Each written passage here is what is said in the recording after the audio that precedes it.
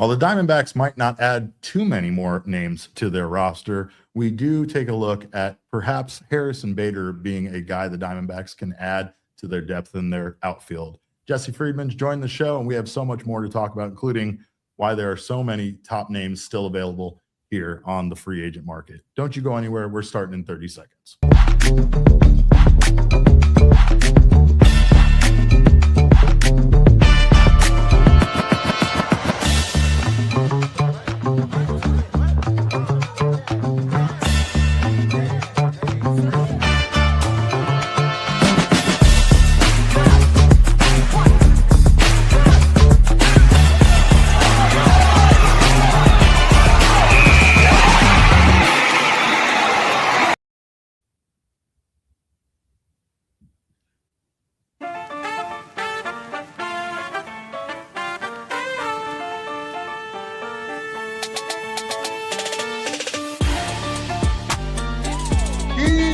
Welcome into another edition of the PHNX D-Backs podcast live from Studio K, presented by our friends at Circle K. Well, kind of live. My name is Derek Montilla, occasionally known as your mayor of PHNX, and I'm thrilled to be joined by some of my favorite people to talk baseball, including each and every one of you. But I got my guy, Damon Fairall, a.k.a. Damon Dog on the ones and twos, of course, holding me down as always. And we are joined by the one, the only, the Thunderstick, Jesse Friedman from Snakes Territory. Jesse, we've pre-recorded a few of these episodes, not to pull the curtain back too much as I tend to do, but with you having the life that you live, it's our schedules don't exactly always link up to do live shows. And for the most part, we've been able to get away with this ruse for as long as we've had, essentially, because no breaking news or no crazy things have happened. However, we finally got caught last week because the Diamondbacks made a big trade right after you and I recorded an episode where I believe the theme was, what if the Diamondbacks don't do anything at all anymore for the rest of the offseason? That quickly changed. But before, of course, we get into some of the other discussions for this week, including if Harrison Bader would be a great addition to this outfield, I wanted to get your thoughts on the Nolan Arenado trade. I know, of course, this is a guy that I think you and I have both been a fan of at some point. I mean, it was a guy that I know all Diamondbacks fans coveted at one point because he was rumored to come here on an occasion or two, but it's finally happened. It's finally real. He is an Arizona Diamondback. And again, what do you think about the move? Well, I guess I should start by commenting maybe on the Diamondbacks signing Cody Bellinger, because it feels like that maybe has happened by the time this show airs. I just want to try to get out in front of it as best I can.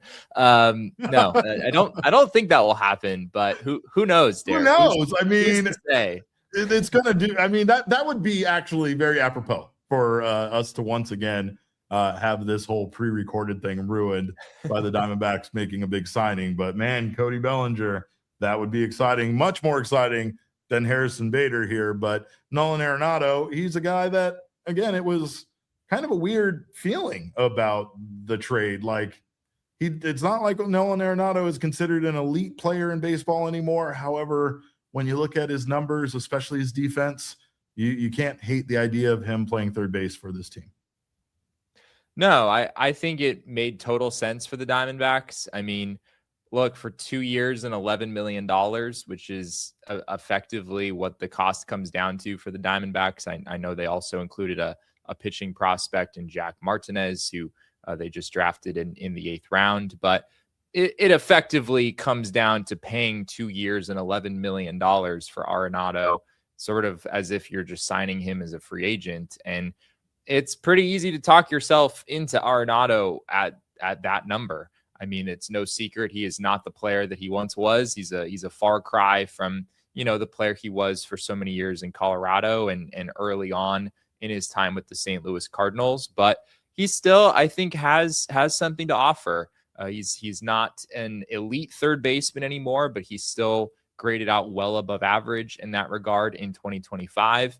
The offense is certainly diminished, but I think he has a chance to be totally fine for the Diamondbacks and to be able to hang around and provide a lot of value on defense and maybe just enough value on offense. And again, at this price point, it feels like the Diamondbacks can't really go wrong here. That's really what it came down to. I still can't believe that they got the Cardinals to eat as much of this contract as they did. I cannot believe that the Cardinals have eaten as much money this offseason as they have had to do in order just to offload Nolan Arenado, Sonny Gray, and Wilson Contreras, Jesse. But again, it's that's really what it comes down to, is the amount of money the Diamondbacks have to pay him, right? Like, if it would have been a straight up trade and they would have just taken on that contract, we would have been screaming about it. There would have been a lot of, I think, pushback in regards to that. But Nolan Arenado just doesn't strike me as the kind of guy that an organization needed to get rid of. That's part of this that's so strange to me. It also seemed like he was, again, he kind of took it very personally. It felt like he wanted to be in St. Louis for the rest of his career, and probably was getting into that range of accepting a discount just to stay there maybe after this particular contract was up. But, again, bringing him here feels like definitely a new life for him. I think working with Joe Mather is going to bring the best out of him offensively. And I think that, again, this is such a fun team to be a part of, that hopefully that rekindles, maybe some of the joy that he lost playing for that organization and being stuck in a situation that's drug on for 15 months.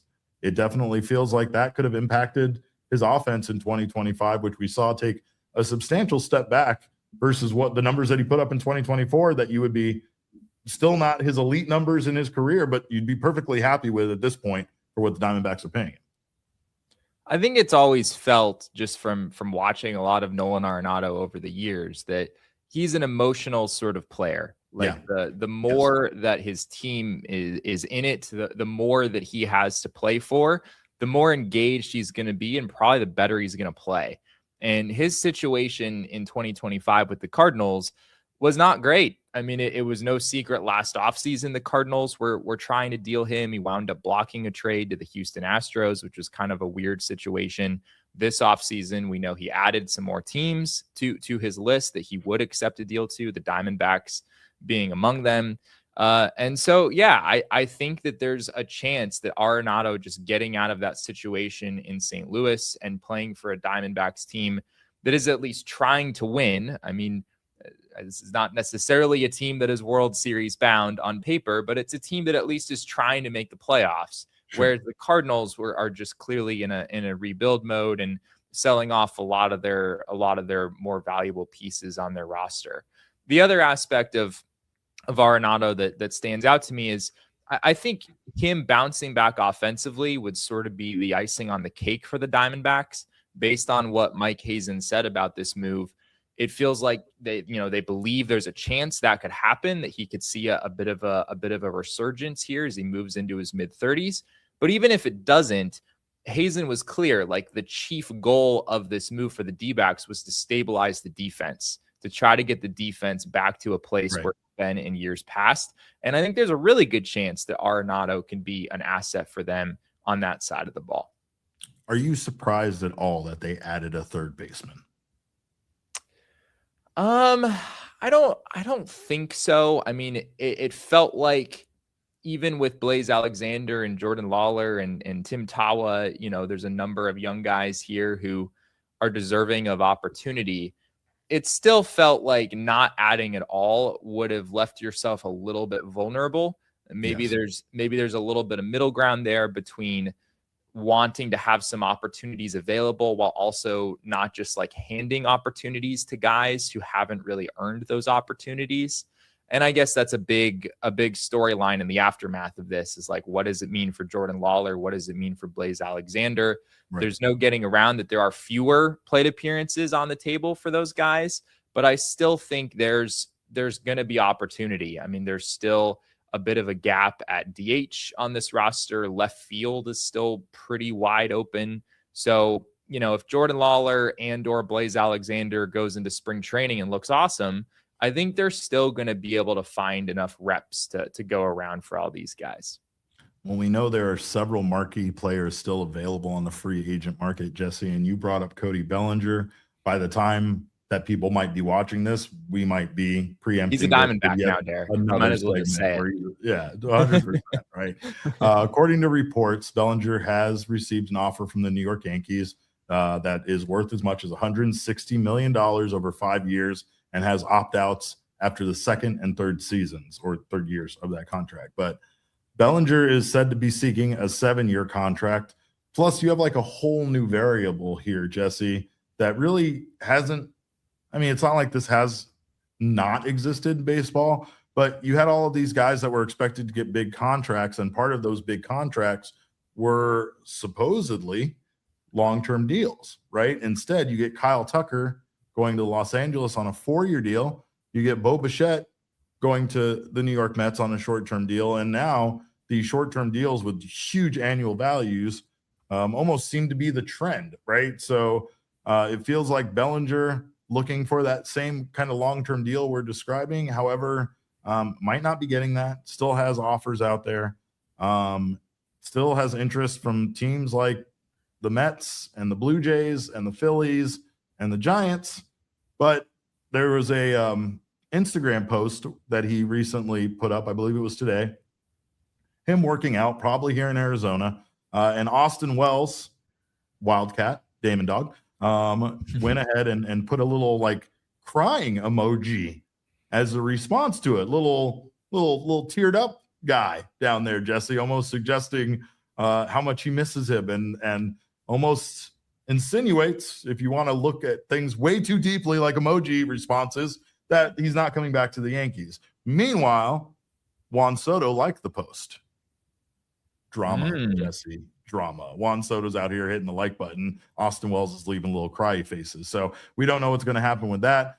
He would be obviously a fun addition to this Diamondbacks team. Not only is he a very good baseball player that kind of wants to beat the Dodgers as much as we do, he's also a hometown guy that, it would feel good to bring him back, right? But good feelings aren't enough to make up for substantial contracts, and I still cannot imagine the Diamondbacks being in on Cody Bellinger, even though we have kicked the idea around ourselves. We are going to talk about Harrison Bader being a much cheaper option. However, not going to put up nearly the numbers that Bellinger would put up for you. Bellinger does make some sense on paper, right? I mean, he bats left-handed. The Diamondbacks have a gap against righties, either at first base or DH, depending on where Pavin Smith slots in. Like, I think Adrian Del Castillo right now on paper would get a lot of plate appearances against righties when he hasn't, at least up to this point, really shown consistently that he can hit right-handed pitching at this level. And yeah, I mean, the fact that Bellinger can play a pretty decent center field for you and certainly play the corners as well. He has a lot of versatility at the positions where the D-backs could really use it. But I think that ship is probably sailed at this point. I mean, I guess you never say never with Ken Kendrick and some of the moves that he's made out of nowhere the last couple of off seasons. Right. So we can't rule it out entirely. Again, maybe it's already happened by the time people are watching this, and I look like a total idiot. But I don't really see this being the type of gamble that Ken Kendrick would take, especially if the Yankees are willing to go to 5 years, and the only way to beat that offer presumably is to go 6 years. There's been rumors that Bellinger's camp wants 7 years. Or on the other side of things, maybe there's some shorter term but crazy AAV situation. I don't really see either of those making a ton of sense for the Diamondbacks. It doesn't. If he's already got 160 on the table, I don't think Bellinger's market is falling to the point where Ken Kendrick maybe gets involved. So it seems pretty unlikely. There are so many rumors that the Diamondbacks have been inexplicably tied to, right? Throughout this offseason, covering this team over on Snakes territory. We had the Kyle Tucker rumor that briefly surfaced, right? We had Alex Bregman being a major thing, right? And I will say that of these three top players, Alex Bregman, Kyle Tucker, and Cody Bellinger, Bellinger makes the most sense by far. Like, he is the fit because of his versatility and essentially the fact that he can play all the positions that the Diamondbacks kind of need to fill, right? The problem is that for what it's going to take to get Bellinger, I joked about this, but I'm serious. Bellinger would need to play all three at the same time. We would need him to DH, play first, and be out in the outfield. And if that was the case, then yes, he could be worth the money that the Diamondbacks would inevitably have to pay him. But again, still a free agent for the time being, at least at the recording of this podcast, as is Zac Gallen, which we talked about yesterday, Jesse. And I mean, this whole situation with Zac Gallen is almost starting to feel a bit sad to me, though I know he's going to get his money and I know he's going to be fine. It's just the report from The Athletic, an anonymous GM calling Zac Gallen the least attractive free agent on the market, probably doesn't feel great. I know it's not entirely based on how bad his 2025 season is, much like Framber Valdez, Dylan Cease, and Ranger Suarez, right? All of those guys received qualifying offers. So all of those guys are kind of in that pool of, you're going to lose a draft pick to the team. And it's all depending on how much you pay. I've said that the Diamondbacks lose that compensatory pick if Zac Gallen doesn't sign for $50 million. That's actually incorrect. Shout out to Chris in Phoenix for always keeping us straight here. They don't lose the draft pick. They just don't get that draft pick that's between round 1 and round 2. They would get a one that falls after round 2. And there's a huge difference there, obviously, between essentially getting an end of the round, first round draft pick versus getting one later in the draft. Like that would come, right? So it's not like the Diamondbacks, again, don't get a draft pick at all if Zac Gallen signs for less than $50 million elsewhere. But there's a big difference between those two draft picks. And the Diamondbacks do, in fact, get screwed if Gallen doesn't sign for $58 million. They could sign for $48 million, and it would come in just underneath that threshold, which would just be such a Diamondbacks thing to have happen. But both these guys, I mean, Framber Valdez and Zac Gallen, again, guys on Mark Feinson's top 30 free agent list that are still out there, still available. It does. I mean, I feel like we go through this every year where we're always like, why are these guys all still, on the market? It just, again, it's one of those things where, teams are very cautious in how they're committing to free agents, how much money they're committing to them, and they're very cautious about losing draft picks as well. Draft picks are very important to a lot of teams in baseball, even teams that have a ton of money like the Dodgers, right? So it's like nobody really wants to lose a top draft pick if they don't have to. The Gallen situation is really interesting to me.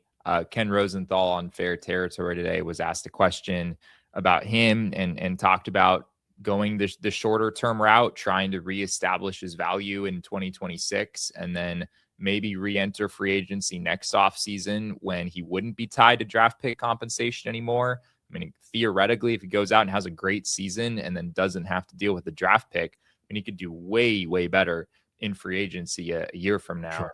Granted, will there even be free agency a year from now? That's a whole other question. Yeah. But Ken mentioned, he just sort of floating out possibilities. He said maybe Gallen goes with a 2-year deal with an opt-out after the first year. Maybe goes to like a 3-year deal with an opt-out after the second one, something like that. And I think if you're the D-backs, you probably feel pretty comfortable that the total guarantee would be $50 million plus if it's a 3-year deal. Yeah, hard for me to imagine it being 3 years for less than that. But if it's a 2-year deal, then you're in danger of that $49.5 million backbreaker where you just barely miss the cutoff there for getting the better draft pick. So it'll be really interesting to see how that plays out. Clearly the compensatory pick, I mean, I had that in mind when thinking about Gallen going into the offseason, but I think I kind of underrated how much that would ultimately affect his market. We got to have a talk, by the way, Jesse, with Google. We need Google to get their act together. I want to say the S word. I'm not allowed to, especially in your presence. But when it comes to Google, lately I've noticed that there's this thing where you go to look up players, especially free agents, and Google already has their main image that comes up of them as some BS AI image of them in a new uniform. So when you look up Framber Valdez on Google, prepare to find out he's already a New York Yankee, according to Google. So there's that out there. But Framber Valdez, right? That's a guy who he's one of the elite arms in baseball, yet still not signed, still not a lot of like rumblings about him either signing. And it's weird because it just feels like one single act has ruined his reputation. The fact that so many people felt like he intentionally hit his catcher, Cesar Salazar, with a pitch in the chest after giving up a home run and after blaming the catcher, right? It feels like everybody that I've talked to about Framber Valdez, the general discourse online is that like nobody wants anything to do with him. Now, I'm not saying that incident is a good look. It's awful. You're kind of a piece of crap for doing that to your teammate. And let me add, Derek, Cesar Salazar, Tucson guy.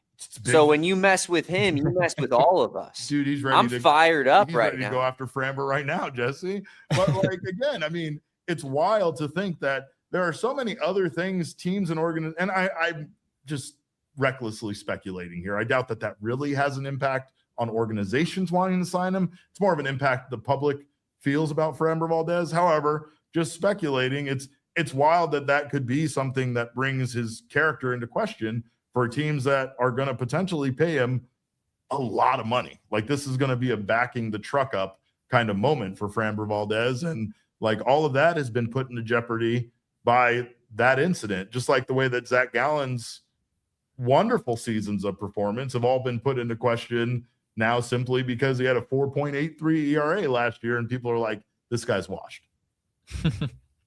I think Valdez is just in an interesting place in the market where I don't really think there are any other starting pitchers that are viewed the way that Valdez is. And maybe that will prove to be wrong when we see where his contract lands. But you know, Tatsuya Imai, at least from MLB trade rumors, he was ranked right after Framber Valdez on their top free agents list. And Imai wound up getting way less than a lot of people expected he would get. True. So, true.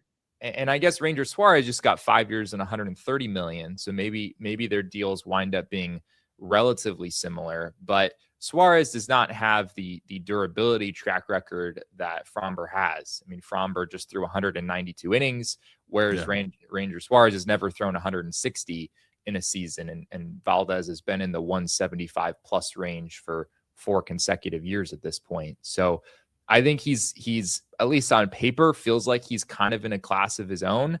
And maybe that helps explain why his market just has not really developed up to this point in the season. I guess maybe Ranger Suarez signing kind of paves the way for Framber's market to materialize for teams who haven't added that bigger name starter. He's kind of one of few options available. I guess there's some guys who could be had via trade. But another really fascinating case given where he stands in the market and also that incident that you were talking about earlier. I mean, again, I know that stuff really doesn't resonate that much with front offices and GMs. Like they're literally willing to overlook legal troubles and people having arrests and stuff. So they're gonna like be fine, I'm sure, with you getting mad at your teammate for getting crossed up or whatever and giving up a home run and then hitting him with the ball. It just seems like, again, his entire reputation, like I said earlier, kind of took a hit based on that. And the conversation definitely changed about him and people wanting him just based on that one thing happening. But another guy that, oh, by the way, we got to report this. Bruce Levine of 670 AM, The Score in Chicago, reported on Monday, Jesse, the conversations between the Cubs and Zac Gallen are still ongoing. So that way too early reporting that was done might still come to fruition about Gallen going to the Cubs. But meanwhile, old friend Eugenio Suarez, he still remains unsigned. We talked a little bit yesterday about, and on Mailbag Monday, someone asked about bringing him back to the Diamondbacks. I couldn't think of anything being less likely just based on the fact that we just added a third baseman to this team. The Diamondbacks aren't in a position to really go out and get a one-dimensional guy that, again, I mean, yeah, you could share time with Arenado, but you got Arenado for his defense at third, and you're not really going to bring a guy like Gino back just to be a DH unless it's on some sort of massive discount that is not most likely going to happen. But Gino struggled with the Mariners, and he is 34 years old at this point. So there is a good chance that teams might be hesitant to sign him after seeing what he did after the trade. Mariners GM Justin Hollander said in December that they were open to bringing Suarez back. I'm sure that cooled a bit, though, because, again, he wasn't Josh Naylor for them, that's for sure. I think Suarez probably makes the most sense for a team like the Pirates. I know Rosenthal mentioned the Pirates in connection to him today. Like a team that doesn't absolutely need Suarez to produce, but would be super happy if he did and went out and hit 40 homers or something. But if you're a contending team and you're looking for someone to add to your lineup who you can really count on, I'm not sure Suarez is that guy. Given the second half that he put up with the Mariners, as you were talking about, there's considerable risk here. There's a world where he goes out and hits 50 homers again. I think there's also a world, as sad as it is to imagine, where Suarez is maybe just not going to be a real productive big leaguer anymore because he's not giving you much defensive value, and he might not, the strikeouts just might pile up a little bit too much for him as they did in the second half of the season. So, if you're a team that is kind of on the outside looking in and looking to take a shot on somebody who could go out and hit 50 homers, but also might not get anywhere close to that, I think Suarez could make a lot of sense. I mean, granted, maybe his market just continues to fall, and then we get back into the territory of, the Mariners or the Red Sox or a team that is really looking to contend is like, sure, we'll take a risk on Suarez, given that his price has come down considerably from where we thought it would be. There were 3 more players from Mark Feinson's top 30 free agents list that are still on the market. Those 3 players are Luis Arraez as the last position player, and then 2 pitchers in Chris Bassett and Lucas Giolito. I think we've talked about all 3 of these guys coming to the Diamondbacks potentially and if they would be a good fit. Luis Arraez is a guy that is a 3-time batting champion and still inexplicably doesn't seem to have very much interest on the open market. We know what he is. We know he's a contact guy. We know he gets on base. We also know he's kind of a terrible defender. The Padres might bring him back to play first base for them, but we discussed it plenty. I want to get your thoughts. Would you ever want to trust Luis Arraez to be your first baseman on this team?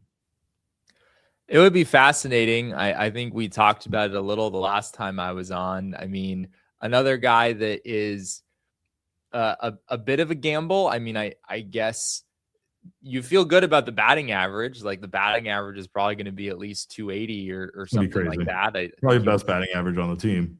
Yeah, I mean, probably. And yet at the same time, you don't know how much value you're going to get from him because he's not really drawing many walks. He's not hitting for power, and he's not providing much value defensively. So I still don't think it's a terrible move for the D-backs on paper.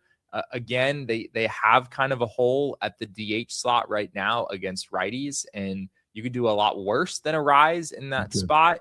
Okay. But I think given the batting titles and the name that he comes with, I think it's hard for me to imagine his market falling so much that the D-backs get seriously interested there. I agree. I think that these players and these agents, they're waiting because they know that they can wait. I think that's really what it comes down to. I think they know that this isn't going in the direction of necessarily the market plummeting.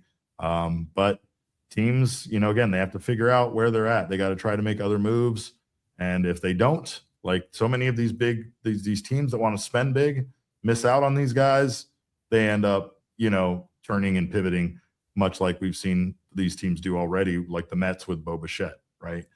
Chris Bassett, Lucas Giolito, Diamondbacks are good now on starting pitching. I would still like to see some depth. I still don't mind the idea of a guy like Chris Bassett that's also been a starter and a bullpen arm for a team like the Blue Jays last year. Again, if that was something he'd be willing to do, then that's a guy that at one time, at least, I was willing to see in that starting rotation until Corbin Burns returns. But again, both of these guys, I think the ship has sailed on the Diamondbacks adding any starting pitching, considering they don't really have a lot of money to spend and they still have a lot of other things to fix. Be hard to imagine. I think Chris Bassett too. I mean, I know he's 36 years old, but he has a pretty decent track record from a durability standpoint. I mean, he's gone 170 or more innings in 3 straight seasons and has an ERA in the upper 3s over the course of the past 3 years. Like, I don't think he's going to get Merrill Kelly money, but I don't think he's going to fall well below the 2 years and $40 million that the D-backs already gave to Merrill Kelly. So given that the rotation is full, at least on paper, I mean, they have 5 guys that you can kind of slide in right now. It's hard for me to see them spending that kind of money on another starter. Well, we're going to take a quick break, and on the other side of this break, we are going to talk about if Harrison Bader makes sense for the Diamondbacks. Even though his offensive numbers have kind of come down a little bit, he's still an elite defender out there in the outfield. So we're going to talk about that here in a couple of minutes. Don't you go anywhere. You're watching the PHNX Diamondback Show.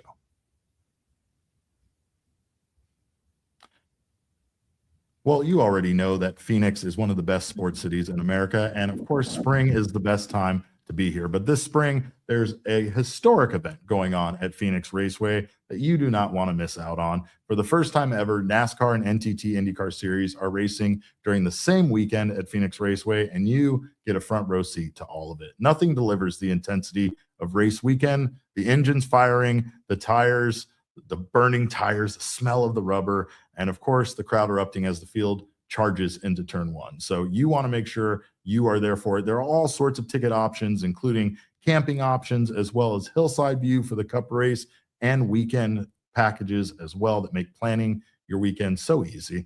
But of course, you can come on out and you can get down on the Desert Diamond Casino infield experience, which is the best access in all of motorsports. You can go inside the garage, walk the track, meet the drivers, take pictures with the cars. That was my favorite part, and catch the pre-race concert. So, of course, do not miss out on all of this action during this historic weekend, the 2026 Spring NASCAR Weekend at Phoenix Raceway, making history with NASCAR and NTT IndyCar Series sharing the same track on the same day, and you'll want to be able to say you were there. NASCAR and NTT IndyCar Series Weekend at Phoenix Raceway, March 5th through March 8th. Secure your seats now at the link in our show description.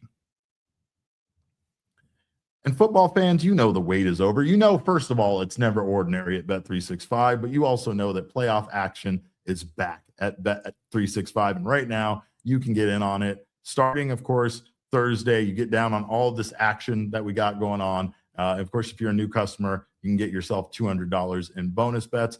All of the, of course, early payout offers are still available on football, so do not miss out on that. You are a winner if your team goes up by 17 points, regardless of the outcome of the game.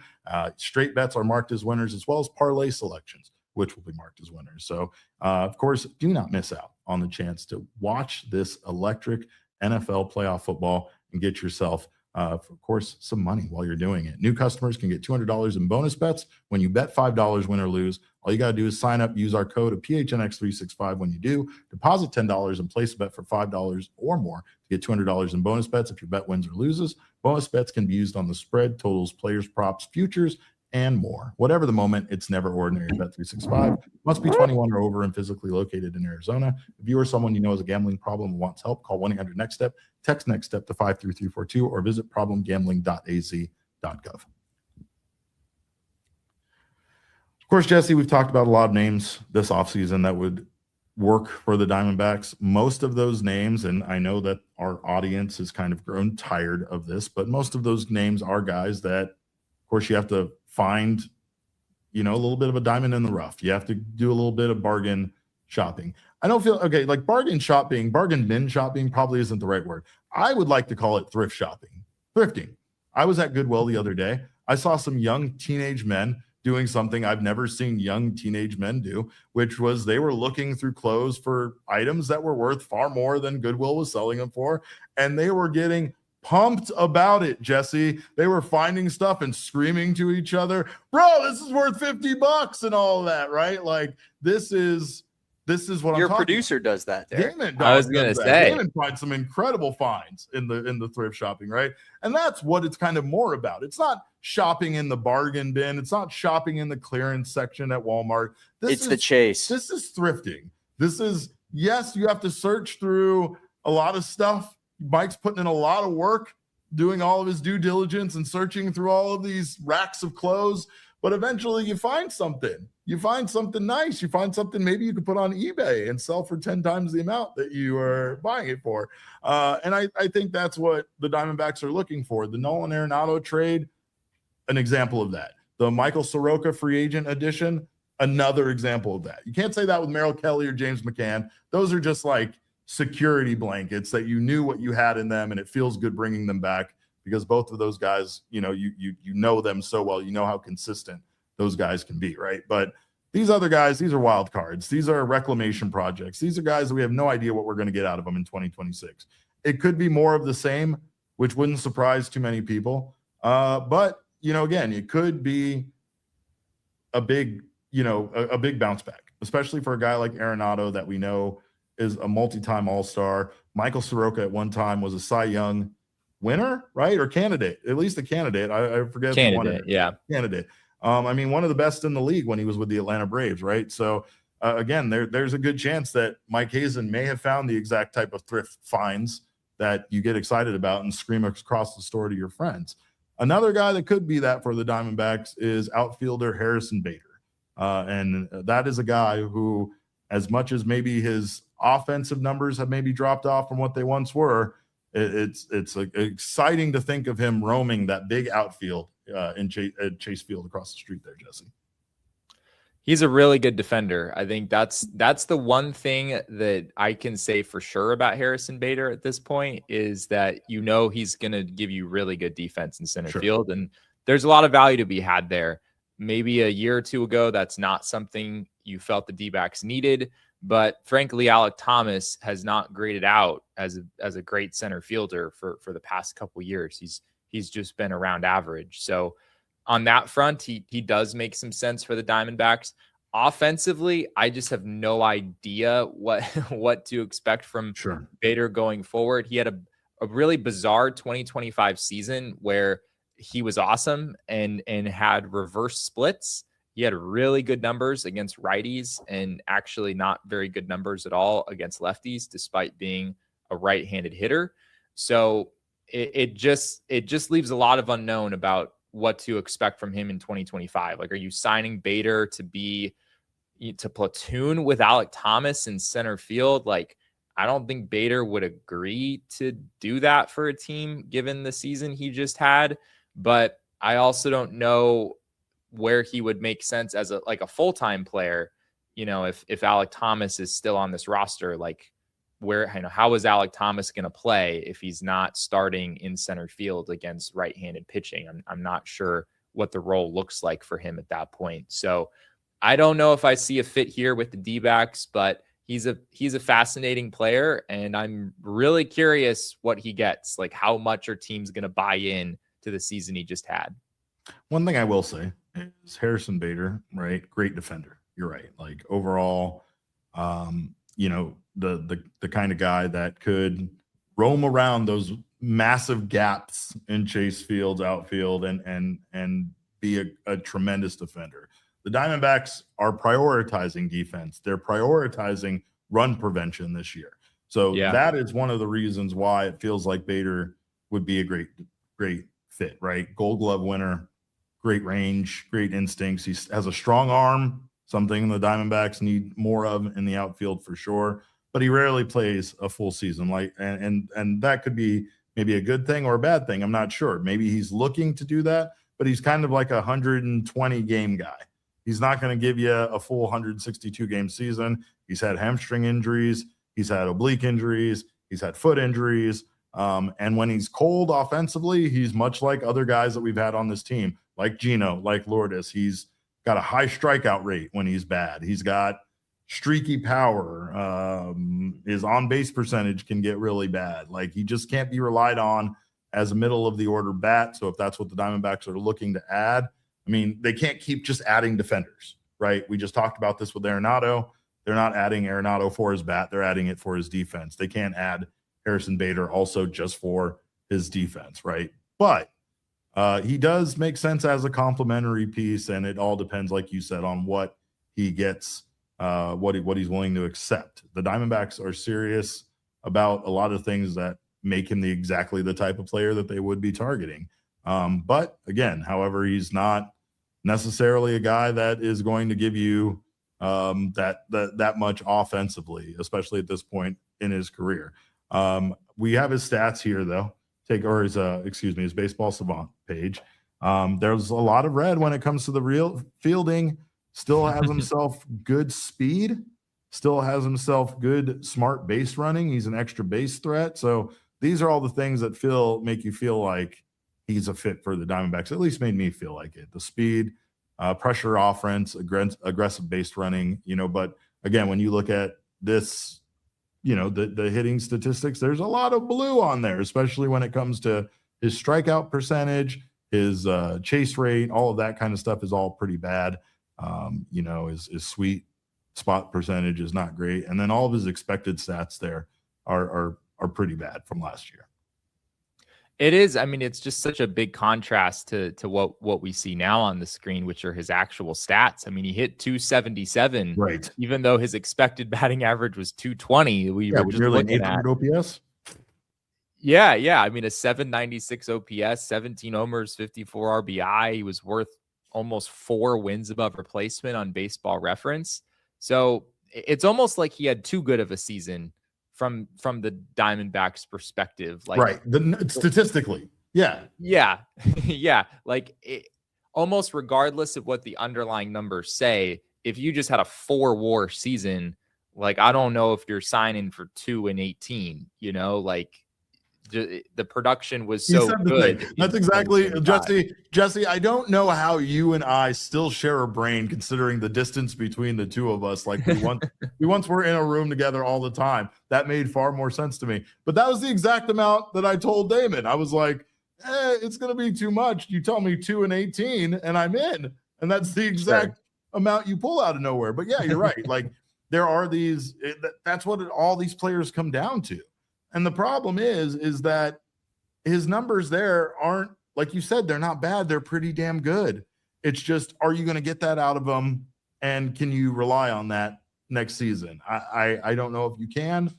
I still love the idea of anybody that's kind of had some down, numbers offensively to come in here and work with Joe Mather, because I think the guy does wonders as a hitting coach for players. But I don't know. I can't wait to see what he gets. Ha-Seong Kim got $20 million, and now he's out for 4 to 5 months, Jesse. So nothing makes sense to me anymore. Poor Atlanta Braves, man. It's already happening to them again. All right. Well, we're going to take a quick break. On the other side of this break, we got more to talk about, including the Diamondbacks having not 1, not 2, but 3 second basemen in the top 10 for all second basemen prospects. So that's kind of fun. We're going to talk about that on the other side of this break. Don't you go anywhere. You're watching the PHNX Diamondback Show. Excuse me. Of course, you guys know that right now is the time of the year to go out and get yourself some Arizona Lottery multiplier tickets. I need to multiply so many things in my life. I would like to multiply my car after, again, not having good car issues happen to me yesterday.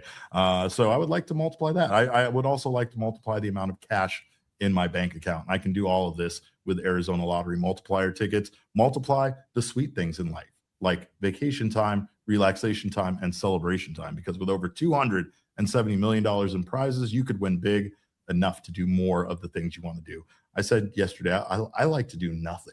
And I would love to increase the amount of time that I do nothing. Multiplier tickets start at just $1 and have prizes up to $5 million. And with access to over 3,500 retailers across the state, you can play whenever and wherever you'd like. So get down on those Arizona multiplier lottery tickets. And of course, love to play. Damon, of course, we also have ourselves a little Gila River Resorts and Casinos Corvette action. I tried to get Dre Jameson last week to give me a ride in his Corvette. He said, absolutely not. He also commented that winning one would have been much easier than him having to purchase one with cash. But you can get yourself a brand new Corvette. You can dive into the excitement and tell me about it. We've both been having some car issues right here. So maybe hook these guys up with some Corvettes through the fabulous Corvette giveaway, which is running January 16th through April 24th. 4 casinos, 4 Corvettes, 4 big chances to win. This is happening at all the Gila River resorts and casinos, Wild Horse Pass, Bequiva, Lone Butte, and Santan Mountain. You can qualify on Fridays from 6 p.m. to 8 p.m. They got hourly drawings for free bonus play or a finale entry. They also have 4 times the entries when you play on Tuesdays and Saturdays with the card. And on Thursdays from 2 p.m. to 5 p.m., they have a hot seat finale qualifier where you play with the card for your shot at a chance to win one of those beautiful Corvettes.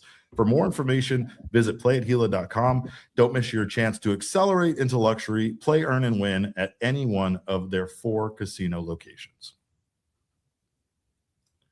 Well, I do know that the Ketel Marte trade rumors are finally dead once and for all. Mike Hazen put that to bed, put that to rest.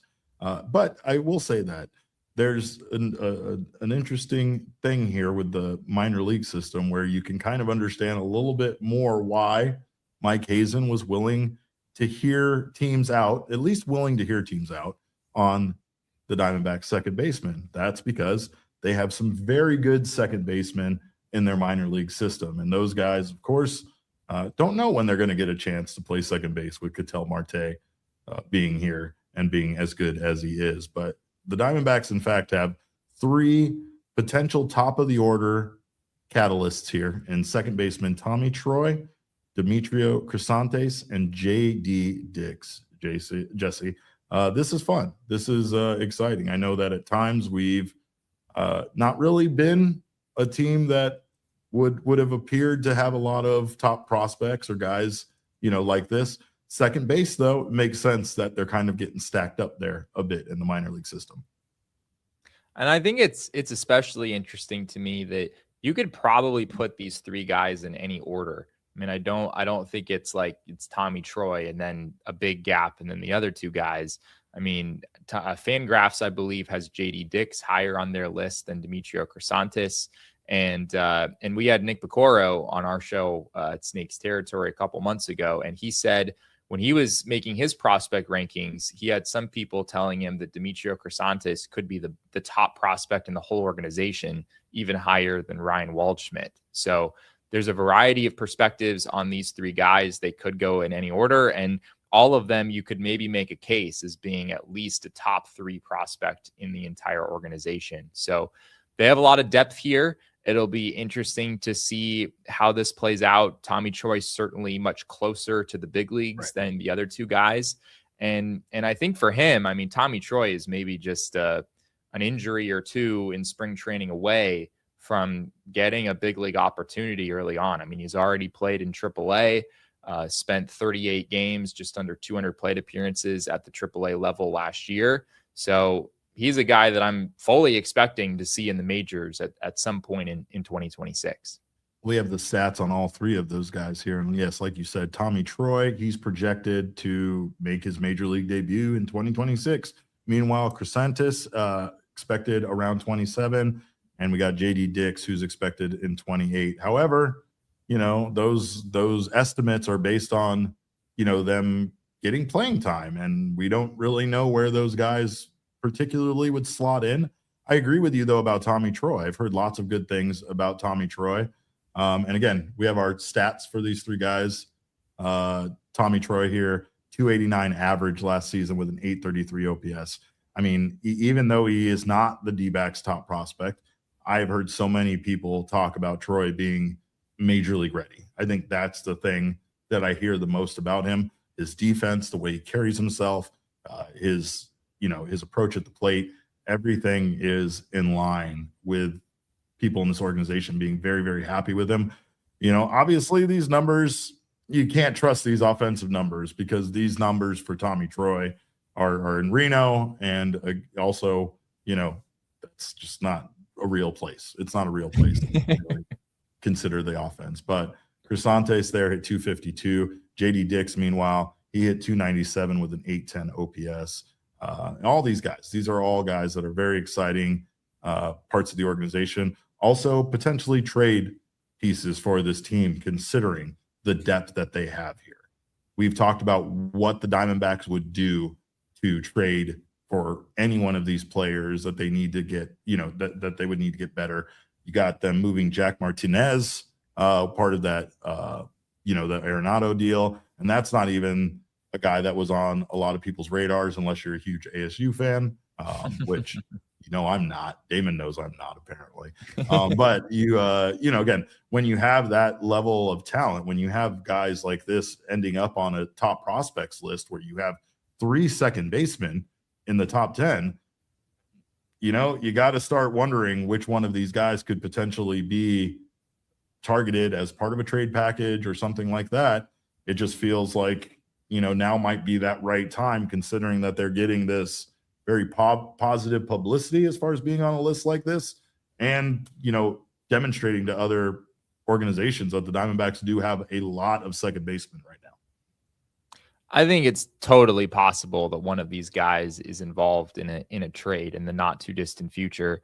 At the same time, I think Crisantis and Dix, like those guys in particular, still have a ways to go. Crisantis has shown a lot in his brief stints in the minors, but he's also only played 126 games in the past 2 years. Injuries have really been an issue for him. He missed about 4.5 months of the 2025 season with a pretty significant shoulder injury. Be interesting to see how he bounces back from that in 2026. So I think Crisantis still has, a ways to go, just given all the time he's missed. And then JD Dix, I mean, he made a really strong first impression at the complex, finished the season in single A over in Visalia, and totally held his own. I mean, he posted a 391 on base percentage once he got up to Visalia. Didn't slug much. It was a 335 slugging percentage, but anytime a prospect at his age just shows up in single A and can OBP almost 400, like you feel pretty good about that, even if the power hasn't come along yet. So I think these guys all are in fairly different places with their timelines. I don't think it's to the point yet of having, just a pile up of second basemen and like we can't find enough playing time for them in the minors. They're all sort of in different places. I think those issues will work themselves out, but who knows? I mean, maybe in a couple years, all these guys are ready to go in the big leagues and the D-backs don't have enough opportunity. Maybe one of them is involved in a trade at some point. The reason I bring the trade up now, Jesse, is I feel like we kind of knew there were a few avenues for the D-backs to go this offseason if they were going to make a trade. We know that trading for prospects isn't as desirable as it once was, but we got the Cattell trade rumors shut down. We traded one of Jake or Alec. Like, these are all things that we kind of knew. And then the other route was the Diamondbacks trading prospects. It feels like the trade piece that's always part of it is Ryan Waldschmidt. I feel like it's always either Ryan Waldschmidt or it's one of the pitchers that we got in the Merrill Kelly deal, like a Cole Drake, Mitch Bratt. These are the kind of names that I hear. And I see deals get made. I see mock trades kind of get brought together. And I feel like it's just the same prospects, right? For me, Ryan Waldschmidt does not make sense at all because the Diamondbacks are out here seeking out an outfielder. Yeah. So why would they get rid of one of the best ones in the minor leagues when they have him in their system and he could be up here at a major league level as soon as this year? I know that's early, and I know I have my doubts about that, but with Mike Hazen's comment about the door being wide open to guys, to get an opportunity here in spring training, it's not that out of the question to say that Ryan Waldschmidt could find his way onto this team this year. Like you said, one injury away from Tommy Troy also possibly being on this team. But Tommy Troy, to me, makes far more sense as a trade piece based on the fact that the Diamondbacks don't have as big of a need for him, because not only do you have an MVP candidate over there playing second base for you, but if something happens to him, it might end up finding a place for Jordan Lawlar to play, which might not be bad to get him back to like a position that he originally played, right? So just overall, there's a lot of things that it makes me feel like it's going to be a while before Tommy Troy would be able to see major league playing time, and that's why it feels like it just kind of makes sense. But regardless, it's just nice to have this kind of talent brewing for this team and this organization that needs it so desperately. Like, this is the only way the Diamondbacks can build, by drafting quality players and having them come up and end up on these top 10 lists and either making their debut for this organization and being a major league player, or again, getting enough attention where the Diamondbacks can find a way to potentially put together a trade and bring, someone to this team to help improve the major league roster. Troy's an interesting one to me. I mean, he had just such a huge bounce back of a season in 25. I mean, it's not all that long ago that we were looking at Tommy Troy's minor league numbers and being like, oh my, I mean, we might never see this guy in the big leagues. I mean, his 2024 season was pretty rough, but 2025, I mean, the swing decisions were way better. His strikeout rates were pretty low in both AA and AAA. The walk rates were above the league average. So you're starting to see the kinds of swing decisions that you would want from a major league caliber player. I think there's still, some things for him to prove. It was, if you break it out, AA versus AAA, he had a 121 WRC plus in AA, with 100, of course, being league average. In AAA, it was 98. So he was actually a tick below average as a hitter in AAA.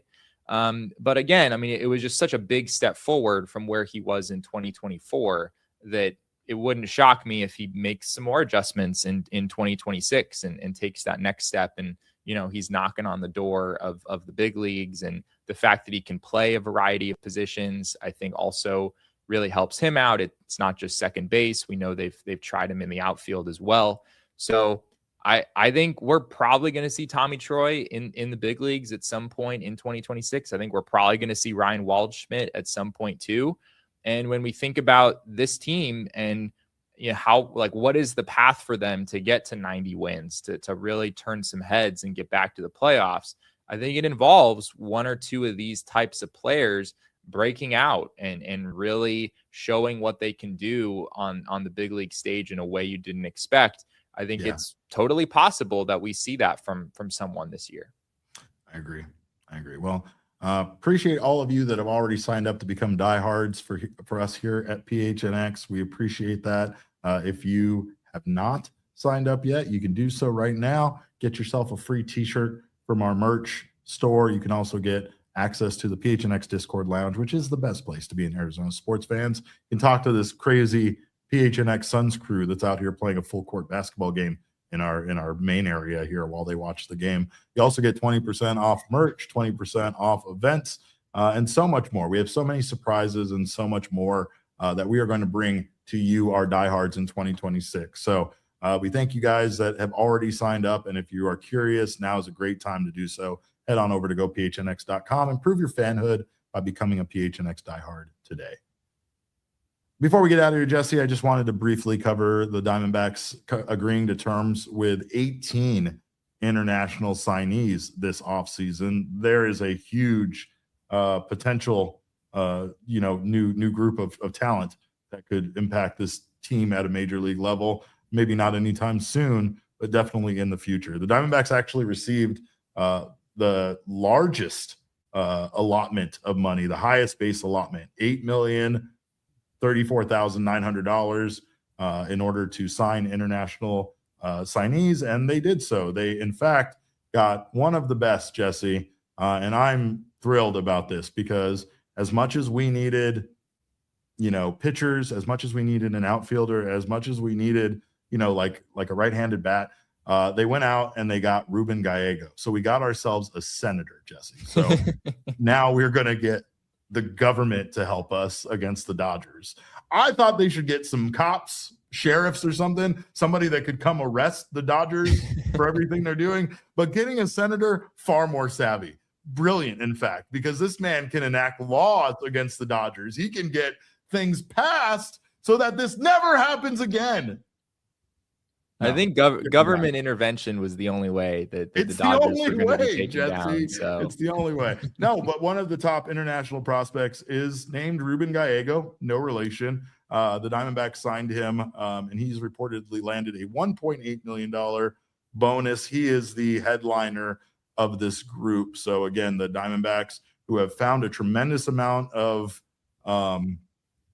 talent signing international amateurs, go out and they do it again. They bring themselves quite a bit. Damon would be thrilled. How many were from the Dominican Republic? We got 4, 5, 6, 7 from Damon's home island of the Dominican Republic. You might have missed it, Jesse. He renounced the United States of America because they added Clayton Kershaw to Team USA. So the Damon's completely out on America. He's a Dominican Republic. I'm not into charity, Jesse. I'm into winning World Baseball Classics, and Geraldo Perdomo and Ketel Marte are into that as well. Yeah. But Ruben Gallego, 16 years old, shortstop, switch hitter, 6 foot tall, and a guy that, again, could be a difference maker in the future for this Diamondbacks team. There's been a lot of talk about him. He was on the top 50 international amateur prospects list. Yeah, I think MLB Pipeline had him in there at number 42. There's reports of him having above average bat to ball skills from both sides as a switch hitter. He has the instincts to play, to stay at shortstop potentially in the long term, which is something you always love to hear about these guys when they're super young. So, all these guys, it's going to be years, frankly, before we really start to see any of this materialize. I mean, they're all 16, 17, or 18 years old, Jesse. Like, I can only imagine having this level of pressure at 16 years old, being signed by a major league team, having, scouts look at me every day, having people, come like bring you scouting reports on Ruben Gallego. Like, I don't even know what to think about a 16-year-old and how good they are at playing baseball, but that's why I'm not part of a front office anywhere. I don't take this stuff nearly seriously enough, as many fans don't, right? Because these aren't names that people would recognize. It's hard to really judge any young baseball player. That's the reason why we have these prospects lists, right? It's to try to do our best to let fans know where these guys rank amongst each other and how good they are, right? But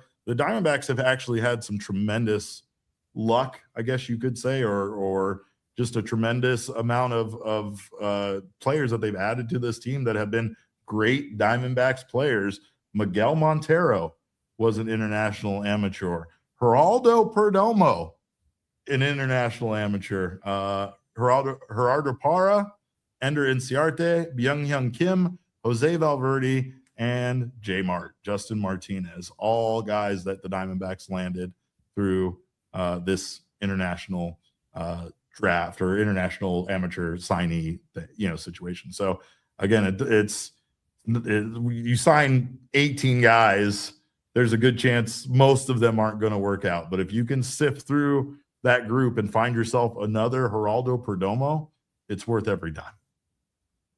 I mean, it's just such a huge aspect of the plan of attack for a team like the D-backs. Like, if you're not going to be able to outspend most other teams in the league, then yes, you want to draft well. We talk about that a lot, but you also want to do well with this very bizarre international signing process for international amateurs that Major League Baseball still has in place. There's certainly a movement of people who would like to see this change and maybe become an international draft at some point in the future. Yeah, so many things need to be fixed. So many things need to be fixed. We've talked about the Diamondbacks like camp in like the Dominican Republic, right? They have an amazing facility down there. But you know who else does? Every team. Jesse and I Googled the island and looked to find the Diamondbacks, the Diamondbacks camp, and there's just Orioles is across the street, and Angels is over here, and the Mets is over here. Like, everybody has one there, because scouting these young players and getting them to essentially agree to be a part of your organization before their brain is fully formed yet is somehow part of this whole process. And I hate it. It's one of many things that needs to be fixed with baseball. However, like you said, Jesse, it does benefit the Diamondbacks here. Not only are they a club that have strong ties to Latin America and the Caribbean with all of their players that they've had. I mean, countless number of Dominican Republic players, Dominicans, Venezuelans, all of that, right? So there's that. But again, as I said earlier, with the draft, and the prospects, there's only limited avenues to the Diamondbacks getting better. And the biggest way that they can do that, kind of being a hybrid team, is to find these players at a young age, draft them, get them from a situation like this, or whatever way they can, keep them in the organization, but also extend them like they have with Corbin Carroll and J. Mart and Perdomo and Marte. Like, the Diamondbacks are one of the only teams that are actually keeping their players on this team when they are like a small market team and not letting them just be poached by these other clubs. And we need more teams like the Diamondbacks reinvesting, money back into their team, no matter, even if they don't make nearly as much as the big clubs, and try to do everything they can to hold on to these young, talented players so that they stay in your organization and don't fly the coop to go be a Dodger. Kyle Tucker. God. Anyway.